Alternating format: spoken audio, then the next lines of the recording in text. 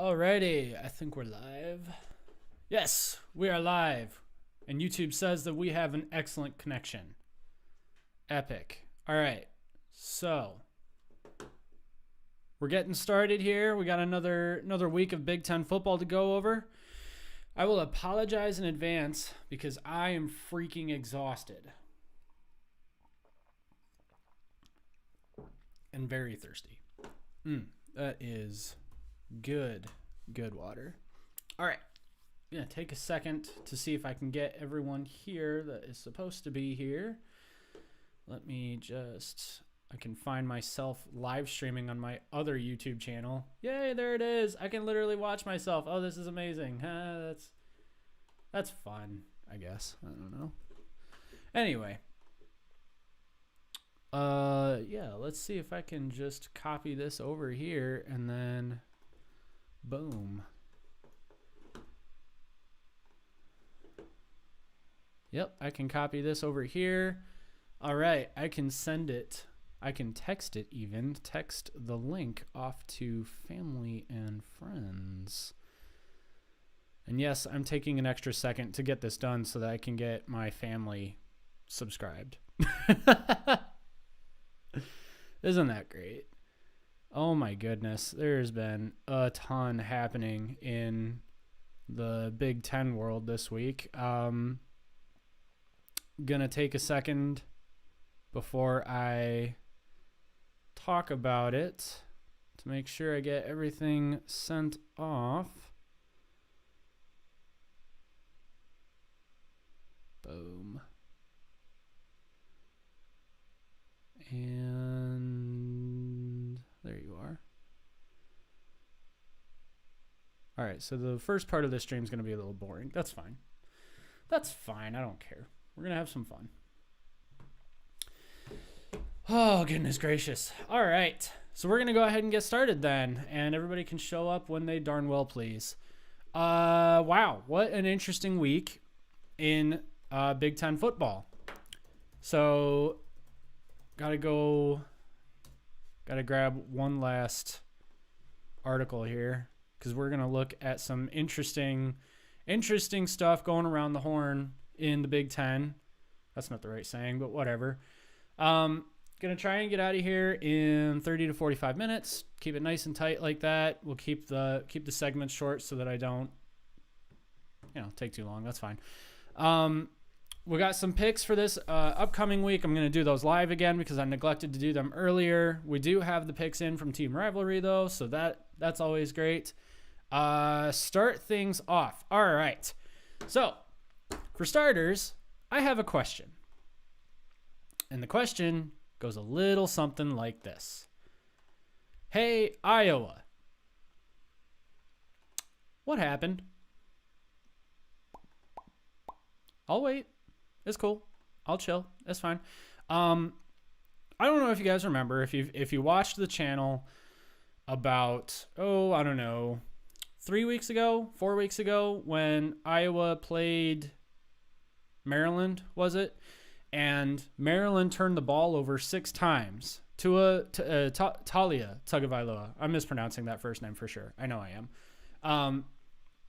Through 6 interceptions, I think it was. Something ridiculous like that. And Iowa won. I've got the score here. Iowa won 51-14. Okay.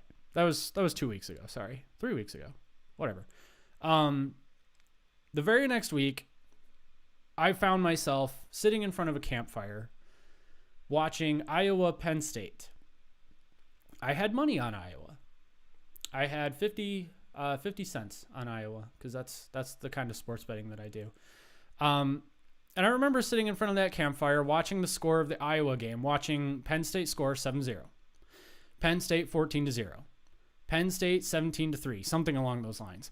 And I remember thinking, wow, everybody who said that Iowa was not a good football team was absolutely right. They were absolutely right. Iowa is getting their butts handed to them by another team whose quarterback depth chart and running back depth chart are literally 1 deep each. And wouldn't you know it, if I had just been a little bit patient and not immediately turned the game off on my phone while I was watching it, I would have seen something spectacular happen.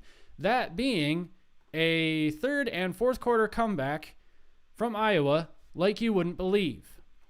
Iowa scores 3 points in the third quarter.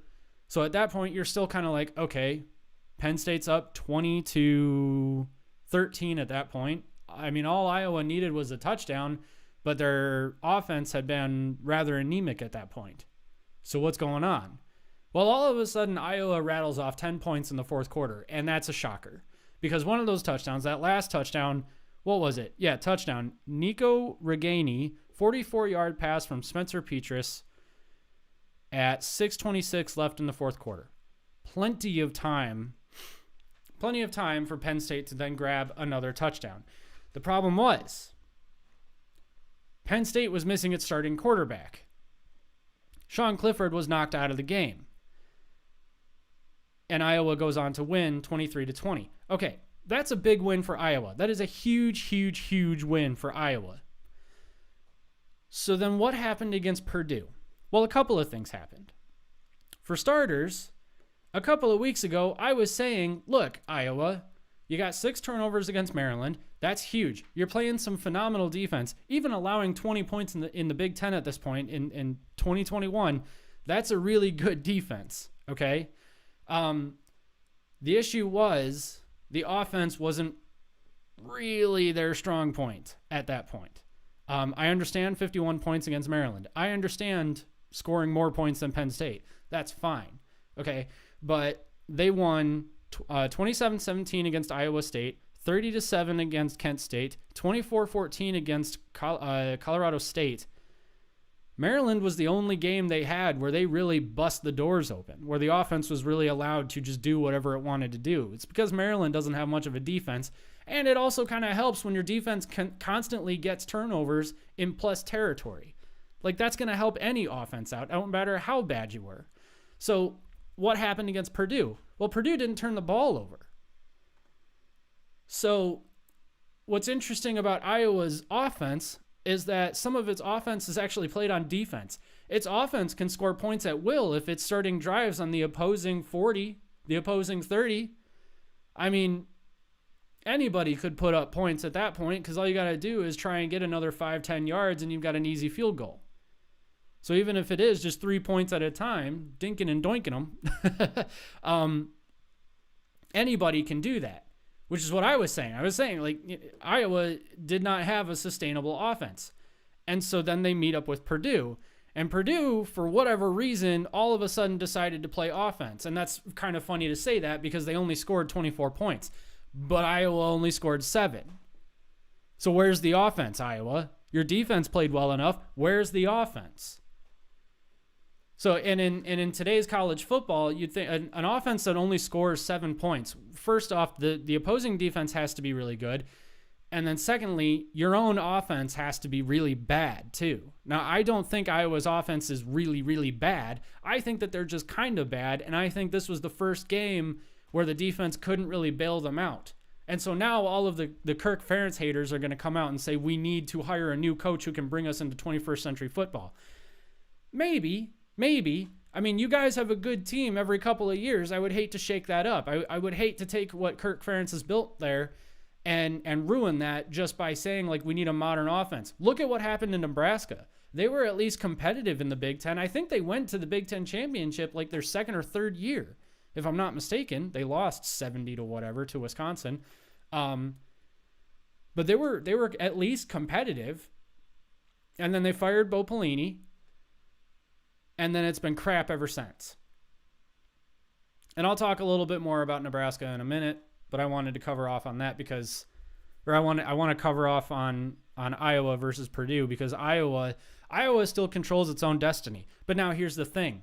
Minnesota, a team that lost to Miami of Ohio after being favored by 50 points? They lost to a below average MAC team and they now control their own destiny. And so does Purdue. The Big Ten West has been blown wide open. So Purdue's only loss in the Big Ten is to Minnesota. Excuse me. 20-13. Minnesota takes a loss, which I think Minnesota has a loss or two. I mean, in conference. Yep, one conference loss. So they'll have the tiebreaker against Purdue. But Minnesota still has to play Iowa. What if they lose to Iowa? Then they've got 2 losses. Purdue's only got the 1. Purdue wins out. Purdue's in the Big Ten championship game. Minnesota wins out. Minnesota's in the Big Ten championship game.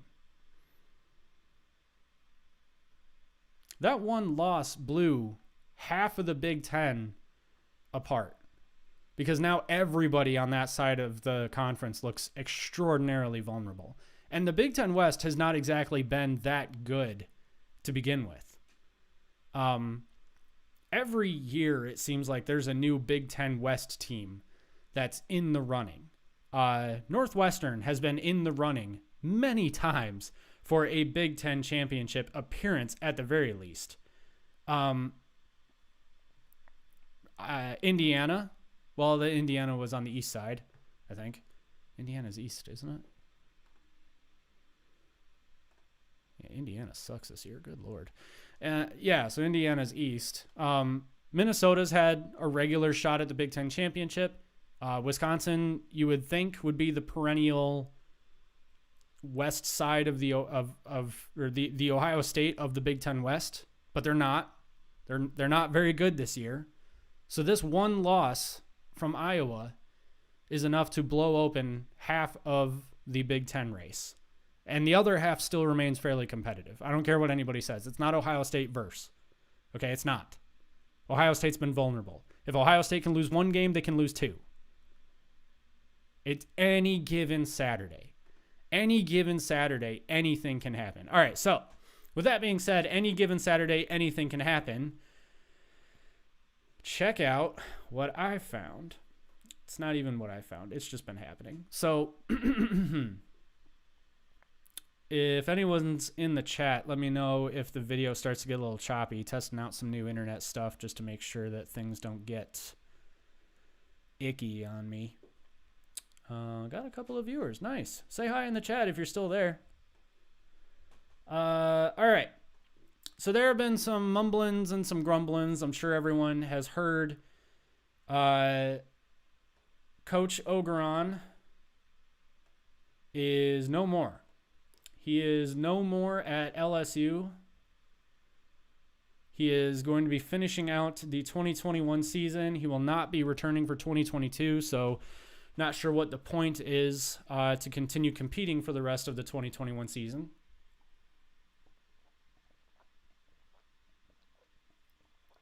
But whatever. I think that's a really silly way to do it. I really do. I mean, if if I were told that I was not coming back the next year, I mean, I guess I like to consider myself a nice guy. Maybe I would still want to do a good job, for the rest of the year, just because I would want to, just because it'd be a nice thing to do, But if I were Ogeron, it's Ogeron, right? Ed Orgeron? Ed Orgeron? Orgeron. Ogre. He's an ogre. Ed Orgeron. If I were him, I don't know. He's already said that he's taking time off of coaching, so it's not like he's looking to put up a face for any other program. He's not trying to make himself look good to try and get another job somewhere else. Although, heck, I think half of the Big Ten is about to be coachless. Bring him on up to MSU, which brings me to my point. There is now a betting favorite for the head coach, or as to who is going to be the head coach at LSU. And I don't know why I'm surprised. I really don't. So it's Mel Tucker. The guy who just took over Michigan State. Yeah, it's Mel Tucker, and I could not find this funnier. Let me pull this up for you guys real quick. All right, transitioning over. Boom. This comes to us from Yahoo News. Around the Big Ten, is Mel Tucker headed to LSU? Can Jim Harbaugh beat Ohio State? Who knows? Could a Big Ten coach be heading to LSU? Paul Feinbaum certainly thinks the move makes sense. Whatever. I don't care what Paul Feinbaum thinks. Fresh off an undefeated start and a spot among the top 10 teams in the country, Michigan State head coach Mel Tucker is generating interest for the soon-to-be vacated Michigan State job. So they're already talking about the vacated Michigan State job. So they're already bought in to a point where it's not even just that he's probably going to fill in the LSU job. There's also, obviously there would definitely be a opening at Michigan State if he left. That's obvious. But what I mean is that they're not even talking in terms of, would he be a good fit at LSU? No, they've already jumped straight to, now who's going to fit in at Michigan State? I think we missed a step, guys. This season, Tucker has done a tremendous job with Michigan State, taking a team that went 2-5. Wow, Yahoo, hire better editors. Good gracious me. Taking a team that went 2-5 a season ago in his first year with the program to now 7-0 and ranked 8th in the latest USA Today Sports AFCA coaches poll. That poll is irrelevant. We care only about the AP and the college football rivalry. College football playoff. Might need to go to bed right after this. Host Mike Greenberg asked ESPN college football insider Heather Dinich about the LSU job. She said that she thinks Tucker is the most logical choice for the job because he's only been at Michigan State for less than a year and he hasn't laid down roots yet. And plus, Lansing is not that great of a place to live, guys. It's just not. I drive through there all the time. I don't like to. Panera's nice. Everything else is just sad. Whatever. Feinbaum agreed. That's okay. Tucker is the most logical choice for the job, building a solid case by stating his prior experience in the SEC. So if I'm not mistaken, Mel Tucker was actually an assistant for Nick Saban at one point. He is a Saban disciple. So yeah, there's some SEC blood in there somewhere. Okay. Here's the problem, though. Mel Tucker has been at Michigan State for 5 minutes. Okay, Mel Tucker has been at Michigan State for all of 5 minutes. He's played a grand total of 14 games and lost 5 of them.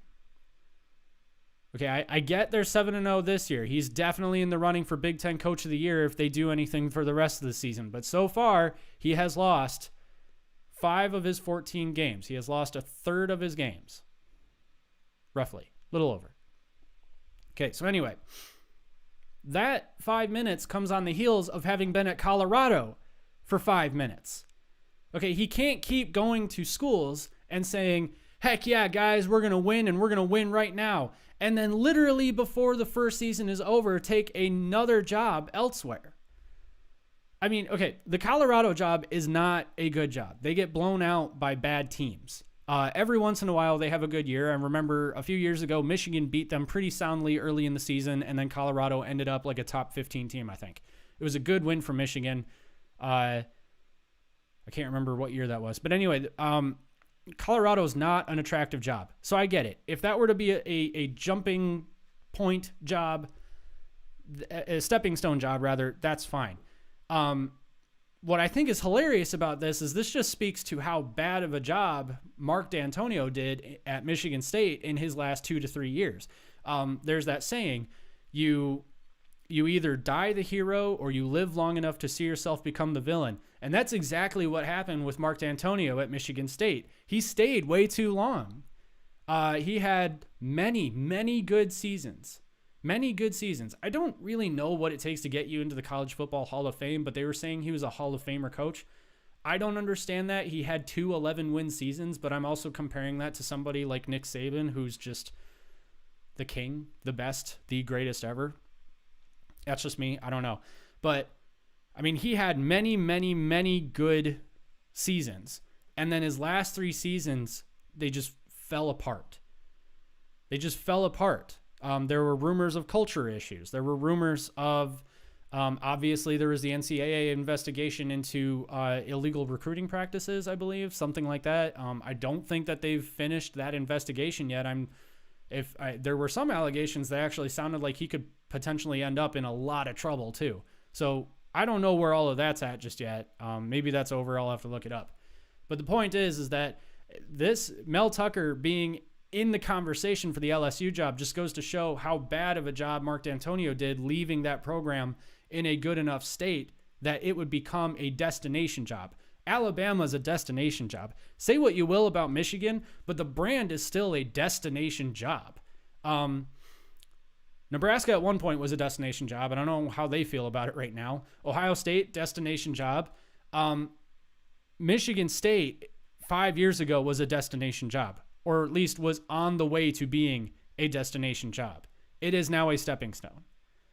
It is once again a stepping stone. So we're right back there with Michigan State.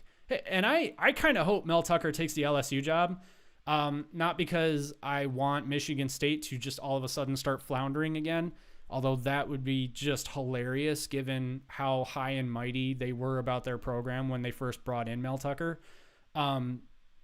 No disrespect. Y'all are playing some good football so far up there in East Lansing, over there in East Lansing. Actually, you guys are a bit south of me from here. But the point is that we were all told a couple of years ago that the program was actually in a really good position. Mel Tucker came on, and you guys backed up the Brinks truck to bring that guy on, and then he lost 5 games out of 7. Now all of a sudden he's 7-0, and all it took was that for him to then be put in the conversation for the next job. That has to be really disappointing for Michigan State folks. There's another rumor going around that's kind of interesting. Pull it up real quick.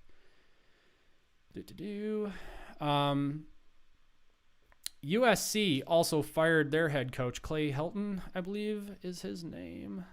Can we move this over? Here we go. Okay. And you'll never guess who they're talking about replacing him. James Franklin is the number one candidate, considered the betting favorite anyway, to land the USC job. And now all of the love in the world to our friends at Penn State. That loss at Iowa is probably looking a little frustrating given Iowa's recent endeavor. But you guys are this close. Can you see it? Am I in the camera? You guys are this close every year. You know, they kept saying this thing about Michigan. Michigan was 1 or 2 players away from getting over the hump. And I don't think that was true. I think that Michigan was good, but they had some culture issues. They had some attitude issues. There were some prima donnas on the team. There were some rumors about some of the players playing golf when they should have been practicing. There were some this or that. Penn State, if there was ever a team that was just, oh, you are one step away, that's the team. Multiple 11-win seasons. I believe a Big Ten championship, if I'm not mistaken, in the James Franklin era. I can't remember. A couple of really bizarre bad seasons. Several blowout losses to Michigan, Ohio State, a random loss to Michigan State at one point, a couple of years back. Can't remember how many times they've lost to Michigan State. And yet, they're always, like, whenever they start the conversation of who can take down Ohio State, inevitably everyone starts with, well, is it possible that this is the year for Michigan? And then about 5 minutes into that conversation, everybody's like, no, stop talking about that. We're not going to talk about Michigan. Let's talk about Wisconsin. Let's talk about Penn State. Let's talk about Michigan State when they were worth anything. Penn State, for me, was always that more relevant team because more often than not, Ohio State wasn't going to see Wisconsin until the Big Ten championship game, which at that point, they're in the Big Ten championship game. They're not going to lose that unless it's to Michigan State when Mark D'Antonio is at the height of his reign. For me, watching Penn State the last few years under James Franklin, he's always been this close. He's always been one step away.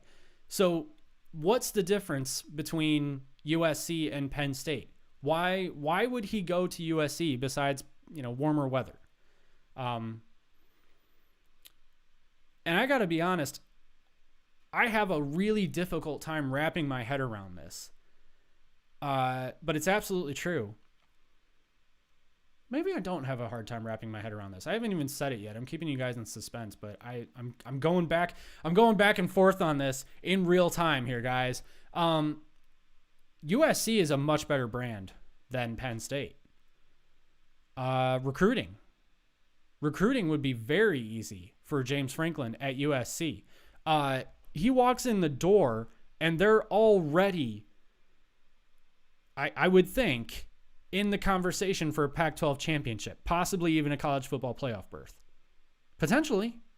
He walks in the door and he's got the brand. He's got time for recruiting. He's got a system that kind of, I would think that James Franklin would fit into USC culture, frankly, because I think USC is kind of the Pac-12 version of Penn State. Just from watching them play, just from kind of getting a feel for the fan bases and stuff like that. To me, and maybe I'm completely off on that, that's fine. You guys can light me up for it. I think that James Franklin to USC actually makes a lot of sense. I'd hate to see it because I think Penn State has already started something pretty strong under James Franklin, and he's a fairly young coach. They can still do some great things there. I mean, look at Kirk Ferentz. He's been at Iowa for over 20 years at this point, and Iowa is consistently in some sort of conversation. That's a good thing. If James Franklin goes to USC, who does he have to play? Well, he's got to play Oregon. Mario Cristobal up there at Oregon's built something truly special out of that team. They beat Ohio State on the road. I understand they dropped an inexplicable loss. I can't remember who that's to, but Oregon is usually the favorite to win the Pac-12, if I'm not mistaken. James Franklin goes to USC, and all of a sudden there's competition. I don't think that the Pac-12 is necessarily a one-team conference because Washington is usually in the conversation. They've lost 4 games so far this year. I don't know what's wrong with them. They were supposed to beat Michigan. They obviously didn't. But I don't know. Maybe I should look this up real quick. I don't want to. No time. But the point is that the Pac-12 is not a deep conference. They're a conference that's actually been in some trouble. They've had some issues. They're fairly weak on the national stage. James Franklin could strengthen them. James Franklin would be good for the entirety of the Pac-12. James Franklin could potentially turn USC into the Ohio State of the Pac-12. He could be the who's the current Seahawks head coach? He coached USC. Who's the guy? He coaches the Seattle Seahawks right now. Seattle Seahawks. Who's the coach? Doesn't just have the coach right there? Come on, what's the guy's name? Oh, I can't remember for the life of me what the guy's name is. Pete Carroll, that's the guy. I think James Franklin would be the Pete Carroll, the new Pete Carroll down there at USC. I really do. I think that would actually be a really good fit. It would break my heart for Penn State to see that happen, but I think it would actually be a good fit. All right, let's take a few minutes to talk some picks. See what we got going on this week. Got some good games going on. Going to be a fun week. Going to be an interesting week, that's for sure. So let's real quick pull up everything. Get my data going here. They're talking like with Mel Tucker and James Franklin. And then there are rumors that Jim Harbaugh's wife and kids were actually asking to get out of Ann Arbor. Now, I don't know if that's changed now that they are also 6-0 on the verge of 7-0. But that's a rumor. And so there is the potential that the Michigan State, Penn State, and Nebraska jobs are all open after season's end. Michigan State, Penn State, and Nebraska. 4 of the biggest brands not just in the Big Ten, but in college football. Maybe not so much Penn State. I don't really know. And probably not so much Michigan State, at least not anymore. Not after the second or third year or before Mark D'Antonio retired. But yeah, just craziness all around. All right, so let's start things off with my favorite team, Michigan, and see what they are up to. So Michigan hosts Northwestern this week. It will be, so Wildcats right now are 3-3, 1-2 in the Big Ten. And see, this happens with the Wildcats. This happens with Northwestern. Like every 3 or 4 years, they have their one good season, and then it's like 3 or 4 years of buildup, and then another good season, and then, yeah. Series stats, Northwestern 15 wins against Michigan. Michigan has 58 wins against Northwestern. So far, Northwestern this season has been outscored by their opponents 143 to 131. Ouch. That said, Michigan has outscored their opponents 230 to 93. We got Jim Harbaugh's record against Northwestern is 2-0. That said, kind of interesting fact, that's kind of interesting because a lot of those games have been really close. Been really, really close. Even with Brady Hoke, when Brady Hoke was coach, I remember going to OT against Northwestern a couple of times. Yeah, they've always given Michigan some fits. And then there are some years where Michigan just destroys them. Yeah, so right now the spread is at 23.5. If this game had been played in 2019, did they play in 2019? I don't think they did. I think they played in 2018, but not 2019, if I remember correctly. If this game had been in 2019, maybe I'd give Northwestern a bit more of a break than I'm going to give them this week. I mean, Michigan had one of its, a really good team in 2018, and Northwestern still went up 17-3 on them, and at one point, and then Michigan had to make a significant comeback to win. It was a good win on the road. But yeah, Northwestern's just given Michigan some fits in recent years, which is very, very interesting. So yeah, Michigan 6-0, 3-0 in conference. They're currently favored by 23.5 points. Yeah. Northwestern's allowing 24 points a game. They're only scoring 22. Michigan's scoring almost 40 a game. They're only allowing 15. Northwestern's allowing 205 yards in both passing and rushing. So I think Michigan's gonna have a good game here. I think the only thing that's gonna hold Michigan back is looking forward to Michigan State. I think their defense is gonna hold Northwestern to very, very few points. So let's give Northwestern the benefit of the doubt. Let's give them a few points. So I'm gonna say Northwestern's probably not gonna score many more than 10 points. That said, I think that they're only probably gonna score like 6 or 9. And they're never really going to get much closer than a field goal or maybe one touchdown. Maybe they'll score one touchdown. I don't know. That said, Michigan, I think, is going to put up north of 40 points, but I'm going to go a little conservative and say that they're just going to put up 40. Let's say 42. Try and see if we can get the edge on that. All righty. So what do we have next? Let's go to Wisconsin and Purdue, because that's going to be an interesting game. So Wisconsin's also 3-3, 1-2 in the Big Ten. But they're somehow or another still in control of their own destiny. Let me check into that real quick just to make sure. Because, I mean, one of their losses, so they've got a loss against Penn State. Ooh, yeah, well, they got a loss against Penn State. So, let's see. They've got Purdue, Iowa, Rutgers, Northwestern, Nebraska, and Minnesota left. So let's say they go 4-3, 5-3, 6-3, 7-3, 8-3, 9-3. Yeah, I don't know. 9-3. I mean, they have 2 losses. If Purdue wins out, if Purdue wins out, they go to the Big Ten championship game. Well, Purdue's already got the 1 loss though, but it's just one in conference. Well, they can't take a second then. Yeah, that's interesting. That's really interesting. But would Iowa? Well, Iowa's got the 1 loss.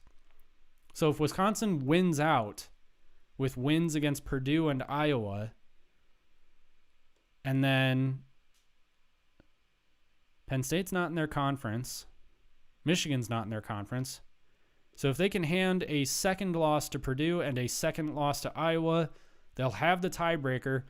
All they'd have to do at that point is get past Minnesota. Minnesota already has, they've only got one conference loss. So they would hand the second loss to Minnesota with the tiebreaker being that they won the game. So yeah, Wisconsin's still in control of their own destiny, but good Lord. So this is what I'm talking about with the Big Ten West. We're talking about a 2-loss conference team. That's 2 losses in the conference, guys. 2 conference losses, and they can still get to the Big Ten championship game. They need to shake the divisions up, make them a little bit more competitive. Put Ohio State in the East. Do it. That'd be fun. I'd like to see them go to the Big Ten championship game every year. Yeah, Wisconsin's favored by 3.5. And Purdue has 2 total losses. One of those being to Notre Dame, and then the other one being to Minnesota.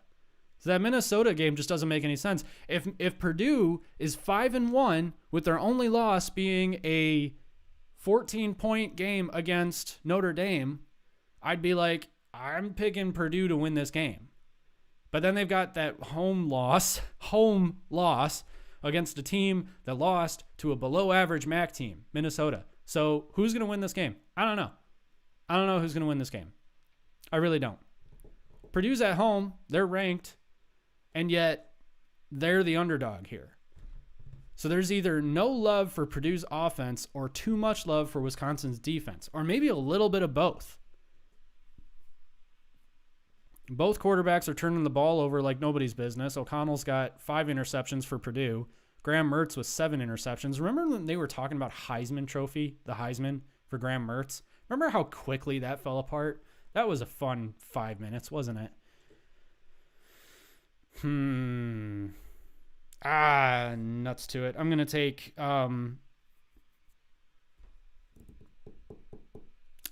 Purdue, and it's going to be another nail biter. I'm going to say 24, Wisconsin 17. I think Wisconsin will score a few more points than Iowa, but I think Purdue's going to win. I have no idea who's going to win. Next up, we have Illinois at Penn State. I'm going to rapid fire these. What? Illinois at Penn State. Oh, there it is. Okay.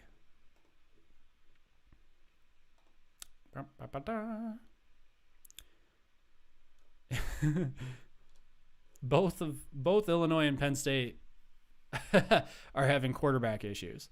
Okay, again, having your quarterback knocked out of the game is a part of the game, guys.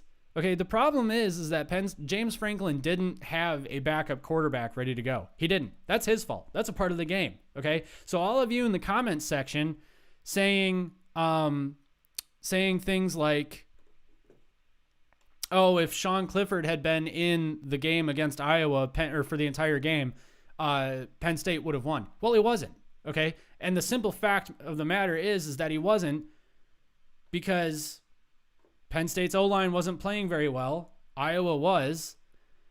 And he got knocked out of the game, and James Franklin didn't have an answer for that. So real quick, I forgot. We've got the team rivalry predictions too. Okay, so just going back real quick, I said Michigan's going to beat Northwestern 42-10. The team rivalry call is Michigan 35-7. So I think Michigan's going to put up one more touchdown than that in garbage time. I think you'll see J.J. McCarthy score a touchdown in garbage time.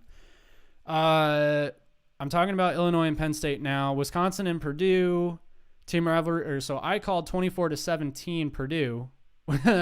Wisconsin's calling 28-3, or team rivalry is calling Wisconsin 28-3. That's nonsense. Sorry. No love for Purdue's offense after beating one of the best defenses in the Big Ten. That's rough. Yeah, that's rough. Purdue's going to score more points than that. Sorry, team rivalry.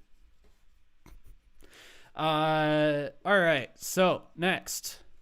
So Illinois and Penn State. So yeah, Sean Clifford was knocked out of the game against Iowa. If Sean Clifford is in the entire game against Iowa, maybe they win. Maybe they do. Iowa was already coming back. Or did Sean Clifford get knocked out first? It doesn't matter. Point is that Sean Clifford getting knocked out of the game is a part of the game. That's how these things work. It's James Franklin's fault he didn't have a backup ready to go. So Illinois at Penn State. I don't exactly think that this is going to be that difficult for Penn State. Illinois is not playing well. They're 1-3 in the conference, 2-5 overall. Who's Illinois played? Illinois shut out at home against Wisconsin. They beat Charlotte by 10 points, or Cobalt, or I don't know. They somehow or another held Purdue to a one-score game. And then they also only lost by 3 against Maryland, and then they got blown out at Virginia. So they're, one touchdown away from being 4-3. So they're one touchdown away from being 4-3. So maybe they do something, but they're not doing something against Penn State's defense right now. Penn State's defense is only allowing 14 points a game. Illinois is only scoring 17, 18. That said, Penn State's offense is still only scoring 28 points a game, even with Sean Clifford in the game. So I don't know. The line right now is Penn State by 23. I think that's high. If I were, and I am, a betting man, not a lot, I would say that Penn State's going to win, but Illinois is going to cover. Because I think the final in this game is going to be Penn State 30-14.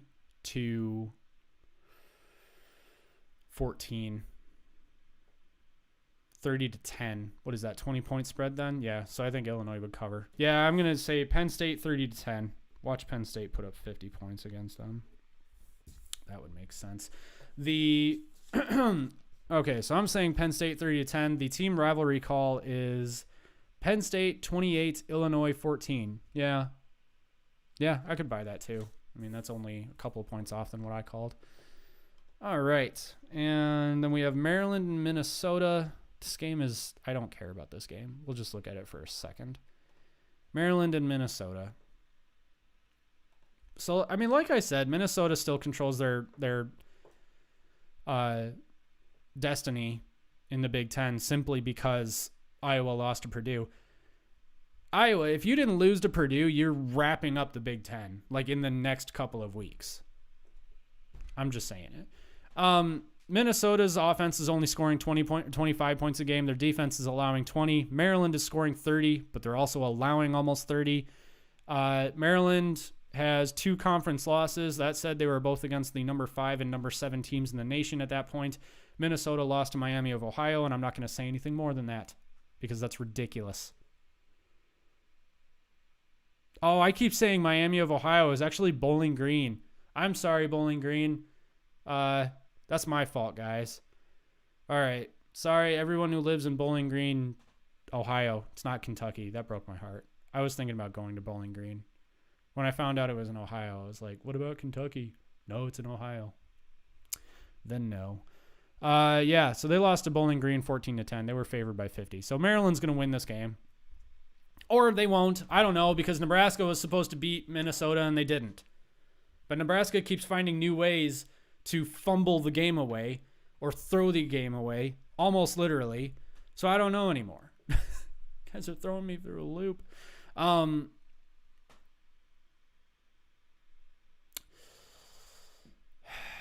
still calling Maryland. Their 2 losses against really good teams. So let's go ahead and say Maryland's going to win. Let's call it 30-28. It's going to be a close game. Let's say 34-28 Maryland. 34-28 Maryland. Team rivalry pick is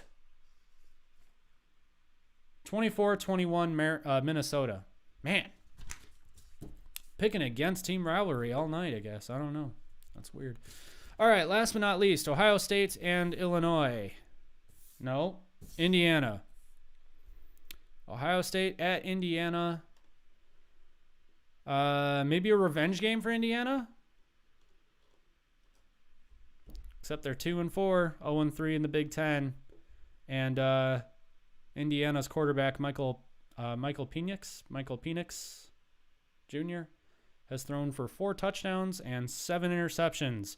So I'm looking at this line of Ohio State by 21, and I think it's going to be a lot worse than that. That said, Michigan State theoretically should have beaten Indiana by a lot, but odds makers were like, no, we think they're only going to win by about 3.5. And I think they only ended up winning by about 5. So, Ohio State is certainly the stronger team, but I think that they're even stronger than this line. I think Ohio State could easily win this game by 40 or by 10. It just depends on how Indiana's offense is feeling. Indiana's scoring 22 points a game. Not bad, not great, not bad. You have to score more in today's game, but they're allowing 26 points a game. Meanwhile, Ohio State's scoring 50 a game. 50. So Ohio State's going to win. I'm going to write down 45-17.